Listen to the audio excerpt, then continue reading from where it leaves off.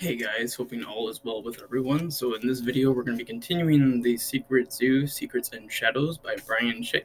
So the last time we finished off, we completed Chapter 4. So today we're going to be starting with Chapter 5, and I'll be showing you guys any pictures as we come along. And again, the Secret Zoo doesn't have a lot of pictures, but a lot of letters from Mr. Darby and the Action Scouts, so I'll be showing you guys those. And as always, feel free to follow along. Chapter 5, 4 Mysterious Escorts. Megan was the first to touch down. She did so with ease, landing on her hands and knees and rolling once. As she jumped to her feet, the surrounding chimps, orangutans, and gibbons lurched out of her way. Seconds later, Noah hit the platform and tumbled to a stop, frightening the nearby primates off their feet. Next came Ella, who landed upright and elected to run out of her momentum rather than drop into a roll. The three scouts huddled near the center of the platform. "Wow!" said Ella as she fixed her crooked earmuffs. "You can't do that on the playground. Anyone lose breakfast?" Megan beamed. "That totally rocked." Pointing into the trees, Noah said, "Look, guys, there's Richie." Richie was less than 5 apes from landing on the new platform. His body flailed in the air, looking boneless and limp. He soared backward, his rear end aimed at the ceiling. The chimp who tossed him had to bury its fingers in the waistband of Richie's pants before heaving him along. Ella shook her head. "Only Richie." The three scouts broke into a fit of laughter, and the surrounding apes came alive with excitement. Near Megan, a white gibbon leaped onto the shoulders of a gorilla and pushed off backward, doing a complete flip. Richie flew in head first, hitting the wooden planks with a crash. His body rolled and spun, taking out the legs of gibbons and chimps before finally stopping at the feet of the scouts. Richie staggered to his feet and faced the others. His glasses were cocked sideways, and his cap looked ready to fall off. As pale as a snowman, he belched into his fist, then said, "It wasn't so bad." Noah wasn't sure whether he was trying to convince himself or his friends. Her voice soft with unusual tenderness, Ella said, "You did it, Richie." Then she reached up, straightened his glasses, and became her normal self again. "Now put your pieces back together so we can find Mr. Darby." Richie fixed his cap. Then with a pinch and a pull, he loosened the uncomfortable wedgie that an orangutan had given him. Together, the scouts turned and headed toward the velvet curtain. As they made their way, the apes jumped to either side, opening a path. Sitting in the trees, perched atop the huts, straddling the monkey bars, all the apes in the sector had their attention fixed on the scouts. When they were only a few steps from the curtain, 4 bodies dropped out of the trees and landed in front of them, with a quick succession of thumps, scattering apes. They were human, the first people the scouts had seen in the secret Metr-APE-olis. Their landings left them crouched in front of the scouts, their faces turned downward. All across the forest, the apes fell silent. One by one, the newcomers rose and raised their stares. They were teenagers, not much older than the scouts, and like the scouts, 2 of them were girls and 2 of them were boys. Noah and his friends said nothing, using their silence to communicate a message. They were not going to be the first ones to speak. That responsibility lay with the teenagers in front of them, the ones who had just blocked their passage into the city of species. The boy standing directly in front of Noah had shocking green eyes, partly hidden behind strands of sloppy brown hair, which fell across his shoulders. He wore a brown leather jacket with vertical pleats on the front and back, and faded blue jeans that were shredded at the knees, exposing terrible scars that ran in all directions. His jacket was covered with zippers and gleaming steel buckles. Noah's eyes shifted to the other boy. A scraggly beard dangled on his chin. A tight-knit cap with a 2-inch brim covered his forehead and the tips of his ears. It was pulled down so low in front of that the boy had to tip his head back to see. His piercing bright eyes contrasted with his ebony skin. He had broad, powerful shoulders and wore a pleated jacket, but his was black and had fewer buckles. His fingerless gloves had thick Velcro straps. But what really caught Noah's attention was the enormous canvas backpack on his shoulders. With wide, bulging pockets and numerous zippers, it had a military feel. Noah looked at one of the girls. She was beautiful. Her hair and her skin had a rich sheen. She had soft, knowing eyes and smooth hair that looped her ears and spilled down her back. Like the boys, she wore a jacket, but hers was soft blue with pinholes all over it, and like the boy with the backpack, she wore fingerless gloves. The other girl was pretty, but in a hardened way. She had olive skin and blonde hair to different lengths. The back was clipped short, the top stood out in all directions, and her bangs, dyed red, fell messily across her forehead. Her clothes were entirely different from those of her companions. A sleeveless t-shirt clung to her body, and she didn't wear a jacket. Purple leather boots stopped just short of her knees. Their thick soles reminded Noah of the platform boots he'd seen in old pictures, the kind that seemed possible to stomp out a campfire with. The girl continuously chomped a wad of gum, blowing and bursting tiny bubbles. Each teenager had thin velvet strips stitched to different spots on their clothes. Uniquely shaped, they looked like accents. The one with jackets had them on their collars, wrists, and shoulders. The ones with gloves had them on their backs of their hands. The girl with the wild hair had squiggly strips on her boots. After a long, awkward silence, the boy with the long hair spoke. "Darby told us to meet you. Told us you need some help." Hearing Mr. Darby referred to as Darby seemed strange and disrespectful. Noah didn't like it. "Put your arms down and relax already," the boy added. "It's not like we're here to bust you up." Noah realized he was still guarding the scouts with his arms. "How do we know that?" "Because you're not already busted up." The kid lifted his chin toward Noah, a sort of greeting. "I'm Sam. You got a name?" Noah slowly lowered his arms and paused before answering. "Noah?" Sam swept back his long bangs. "This your crew?" Noah pointed to his friends, stating their names. "Megan, my sister, Ella, and Richie." Sam jerked his thumb in the direction of his companions. "My friends," he said. He put his hand on the other boy's shoulder. "Tamron," pointing to the attractive girl, he said, "Over there's Solana," and he mentioned to the girl with the wild hair, "That's Hannah." Feeling awkward and not knowing why, Noah waved. "Now that everyone knows everyone," Sam said, "let's do this." "What exactly is this?" Richie asked. "Darby wants us to take you to the library of the secret society." Sam started to walk off, stopped, and then back to the scouts. "Look, let me get something out into the open. We're not here to be your buds, and we're sure not too thrilled with this thing Darby's given us." "What thing?" Noah said. "What are you talking about? Walking us to the city of species?" Tamron spoke up. He, too, seemed irritated. "Darby wants us to babysit you for the next year, like we don't have anything better to do." Sam and Solana nodded in agreement. Hannah popped her gum. "What are you—" Noah's confusion pulled his thoughts up short. "The next year? Who said anything about the next year?" The apes on the platform watched the scene develop, nervously glancing over one another's shoulders. In the trees, apes stared down over the vines and limbs and bridges. "Didn't Darby tell you?" Solana asked. Noah was about to say something when Ella stepped in front of him. All he could see of her was the black back of her head, the bouncing ponytail, and the pink globes of her earmuffs.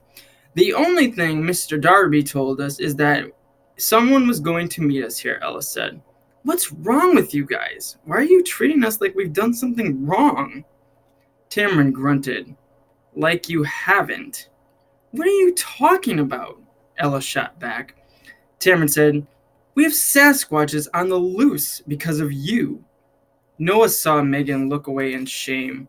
If she had never made her way into the secret zoo, forcing a rescue by the secret society, the Sasquatches never would have escaped into the city of species from their barricaded sector. Megan had once told the scouts that she felt responsible for all the trouble they caused. "Whatever," Ella said. "Maybe if you guys knew how to protect your borders, we wouldn't have this problem right now. What it took to get Megan out, and we did it without the help of some people around here." Ella glared at each of the teenagers. "It seems this place has its share of wimps." "What?" Sam snapped. "Where were you when we went into the dark lands to rescue Megan? Huh?" "We were there," Solana said. How come I never saw... Noah grabbed at Ella's elbow and pulled her back. Everyone, knock it off. Mr. Darby asked us to come here, and Mr. Darby asked the four of you to meet us here. Let's not forget that he's the one in charge of this place. Sam used his fingers to comb his bangs out of his eyes, saying, Yep, and Darby gets what Darby wants. Nothing's ever changed about that. Noah was confused by this confrontation. The teenagers were all troubled by something the scouts were not going to find out about by standing on this platform, trading stares and insults. Come on, action scouts, Sam said, drawing out their name to mock it. Follow us, and try not to step on too many tails. He turned away from the group, pulled back the velvet curtain, and led his companions over the threshold. The colorful curtain swayed behind them, its tassels dancing on the wooden planks. Geez, said Richie, not the happiest bunch in the lot. No, said Noah, not at all. Forget about them, Ella blurted as she stepped toward the curtain. We're here to talk to Mr. Darby, not to make friends. Then she slipped through the magical exit. I'm not so sure about that, Noah muttered as he reached for the curtain. What's that supposed to mean? Megan asked. To avoid having to reply, Noah stepped into the city of species, the heart of the secret zoo. Chapter 6. Old Friends, Familiar City. Noah stood beside Ella, and together they stared out at the city of species. Though the scouts had been there only a couple weeks ago, seeing it now was like seeing it for the first time. The city of species was part city, part forest. Each part seemed to need the other, and their bizarre mirage was breathtaking. Tall buildings were surrounded by trees whose limbs reached through their walls, splitting steel and piercing glass. Waterfalls fell from the rooftops, splashing across balconies and limbs before spilling into fountains and streams, bursting into mists. Streetlights blinked beneath low-hanging branches, and ivy pinned signs to the sides of brick buildings. All types of animals passed down this winding streets. They crawled through intersections, slithered along sidewalks, hopped over hedges, and swept across the sky. To Noah's right, a section of the street the size of a football field was missing. In its place was a body of water. Waves rolled across its surface and lapped the concrete shoreline. Powerful stone buildings dove into the depths. Through the lens of the water, the submerged floors appeared to sway. Clinging to the stone-faced buildings were crabs, lobsters, starfish, and barnacles of all shapes and sizes. Schools of exotic fish were swimming about, shimmering flashes of color, as were sharks, dolphins, seals, and turtles. Noah saw several humans swim by in green diving suits. At the street level, a narrow road crossed the water. Made of wood, it floated like a long dock. Elephants, giraffes, and countless smaller animals traversed it. The floating road supported their weight so easily that ripples barely formed in the water. Awesome, Noah muttered. A complicated mesh of tree limbs grew overhead. The leaves had turned color since the last time the scouts were here, autumn having reached the city of species later than in the outside world. Leaves rained down, momentarily tattooing the backs of larger animals, and birds flew among the falling color. How come the leaves are turning just now? Noah asked. Don't know, Ella said. Guess the seasons are different in the city of species. And the time, Noah said. When we were here last, the time was way off. We came in at night, and here it was day. Ella shrugged. Questions for Mr. Darby, I guess. Noah felt something bump against his back. He spun around to find Richie, numb with awe, gazing at everything around them. What do you think? Asked Noah. More awesome than last time, huh? Richie said, This place, it's just unreal. Megan emerged through the curtain and joined her friends on the sidewalk. She stared in the wonder at the city. The scouts heard a voice. You guys coming or what? They turned and saw Sam standing before them, his hands planted firmly on his hips. Come on, he barked. Darby's waiting for us. Sam's impatience made Noah realize that somehow people could actually grow used to the city's species. It was even possible to take it for granted. Noah nodded to his friends and said, Let's go. The scouts joined the teenagers, and together the 8 of them started toward the library of the secret society. Not long into their journey, they came upon an elaborate marble building. On each side, lines of columns supported a series of small arched rooftops. Winding staircases led to high balconies beneath vaulted ceilings. On every balcony, a velvet curtain hung. The building's white facade was covered with stained glass windows, and high up, the building disappeared into the colorful treetops. "Wow," Noah said. "Check this place out." For a closer look, he stepped onto a stairway that led to the main entrance, only to be snagged and pulled back by Sam. "Mm-mm," Sam pointed to the top of the stairway. "Read the flag." Noah gazed above the landing and saw a red flag hanging from a vaulted ceiling.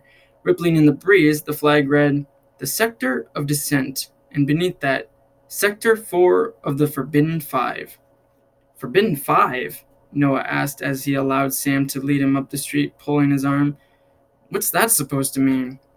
"Just what it says. It's forbidden." Sam shot Noah a serious look. "There are 5 sectors that are off limits to everyone but a select few in the secret society, and you guys are not part of that select few." Noah deliberated for a moment and replied with a question. "What are the other sectors?" Sam was quiet, as if he might not answer. Finally, he did.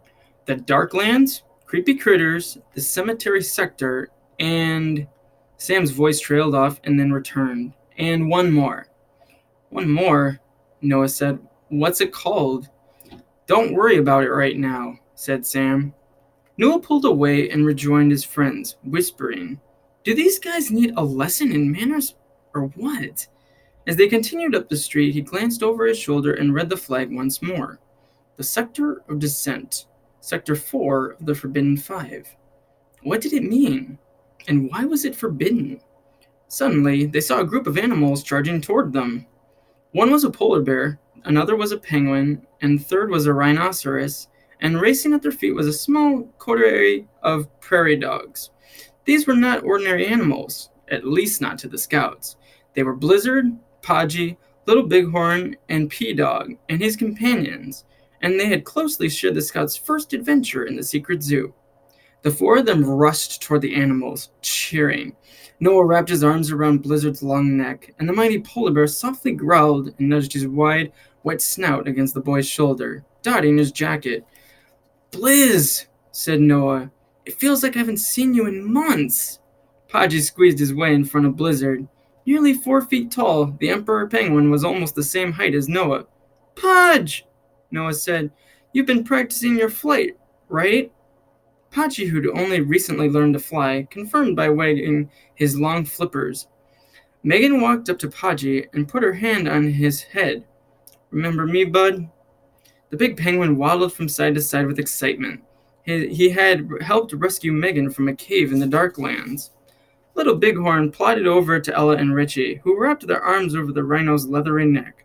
Little Bighorn rolled his head, whacking Richie affectionately with the side of his horn. "Ow!" Richie teased. He straightened his glasses and said, "Gentle with the specs." Little Bighorn snorted and lifted his massive head, raising Ella and Richie a few feet off the street. "Whoa!" Ella said. "Don't put me back in the trees. I just got out of them." 7 prairie dogs scampered up to Richie. P-Dog stood up on his hind legs, yipped twice, and twitched his nose.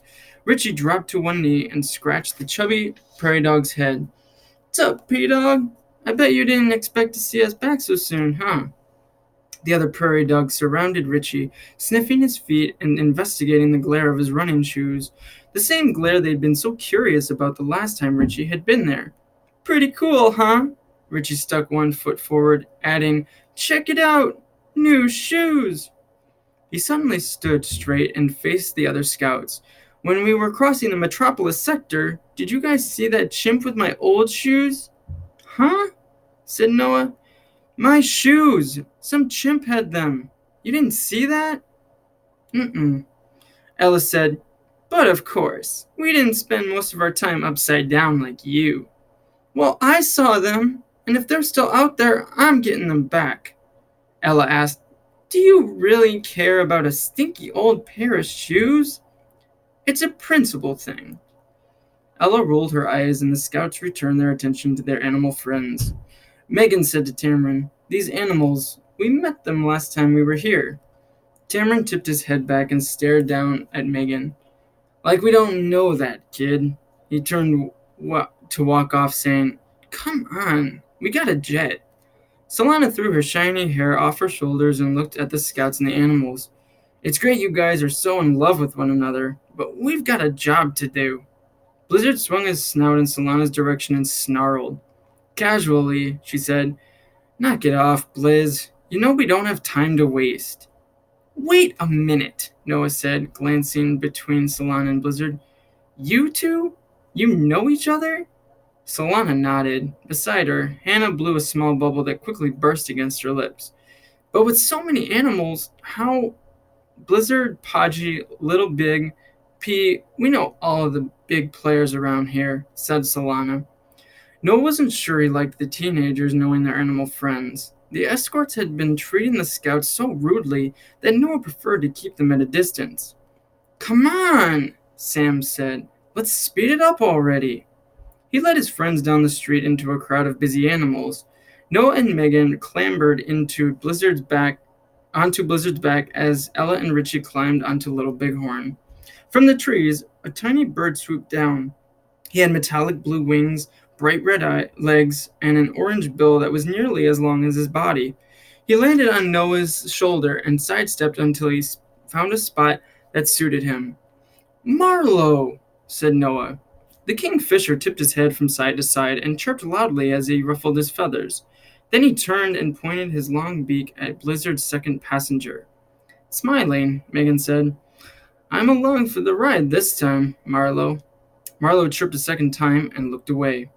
Blizzard and Little Bighorn headed across the city of species, the scouts shifting atop the animals' massive muscles. They wove through the crowded streets and caught up to the teenagers. Noah found himself beside Sam, who was talking to Tamron, his arm raised as he pointed to a building. Noah saw a zipper running along the seam of his sleeve and down his side to his waist. At the wrist, the metal slider had a C-shaped steel clip attached to it. Near the waist, there was a steel buckle. Noah thought the slider and the buckle could clip together, allowing Sam to open the zipper just by raising his arm. But why would a jacket unzip in such a peculiar way? Noah turned his attention back to the city of species, its animals, its commotion, its magnificence. He studied the velvet curtains they passed. No two were the same. They had different colors, different textures, different sheens, and different tassels. He wondered why the curtains were necessary and why they were made of velvet. They had a critical function in the secret zoo, but he didn't know how it worked. He wished he could ask one of the teenagers, but he knew what kind of answer he'd receive. In essence, shut up. For now, Noah dismissed these concerns. He was looking forward to hearing what Mr. Darby had to say. He was also curious about the library of the Secret Society. He couldn't imagine what it would be like, but he was certain it would be nothing less than spectacular. And I will stop the video there, ending Chapter 6. But in our next video, we will continue the Secret Zoo, Secrets and Shadows, continuing with Chapter 7. And as always, guys, please take good care of yourselves, and thank you so much for watching, and I hope you guys have a great holiday. Thank you so much.